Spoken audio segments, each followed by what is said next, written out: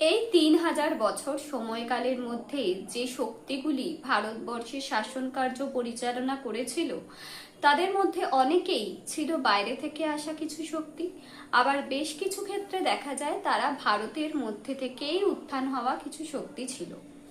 কিন্তু এই প্রত্যেকটি ক্ষেত্রেই যা সিমিলার ছিল তা হচ্ছে তারা কেউই ভারতবর্ষকে অন্য একটি দেশ হিসেবে বিবেচনা করেননি। তারা যখন ভারতবর্ষে শাসন কার্য পরিচালনা করেছে তারা প্রত্যেকেই ভারতবর্ষকে নিজের দেশ হিসেবেই স্বীকৃতি দিয়েছে।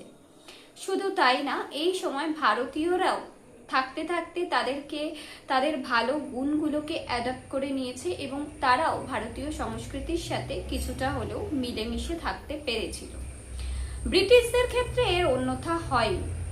সহজ সরল ভারতীয়রা ব্রিটিশদেরকেও প্রথম দিকে ভালো নজরেই দেখেছিল, কিন্তু ব্রিটিশরা ভারতবর্ষকে শুধুমাত্র একটি ব্যবসায়িক প্রতিষ্ঠান হিসেবে দেখেছিল।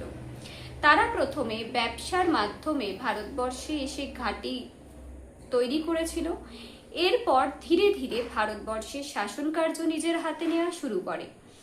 তারপর তারা যা করেছিল যে ভারতবর্ষ থেকে তারা মুনাফা অর্জন করত এবং এই মুনাফা তারা নিজের দেশে পাঠিয়ে দিত। ভারতীয়দের তারা শুধুমাত্র একটি ব্যবসায়ী পণ্য হিসেবে ব্যবহার করেছিল। এছাড়াও এর পূর্ববর্তী সময়ে ভারতবর্ষের মানুষের মধ্যে কখনো ঐক্যের অভাব দেখা যায়নি। শাসক এবং প্রজার মধ্যে শোষকের সম্পর্ক আগেও ছিল, যুদ্ধ আগেও হয়েছে, কিন্তু কখনোই ভারতীয় মানুষের মধ্যে ঐক্যের ফাটল কেউ ধরাতে পারেনি। কিন্তু ব্রিটিশরা যেটা করতে চেয়েছিল তা হলো ভারতীয় যে জনগণ রয়েছে, ভারতের যে ঐতিহ্য ঐক্যবদ্ধ ভাবে থাকার, সেই ঐক্যবদ্ধের জায়গাতে আঘাত হানার চেষ্টা করেছিল।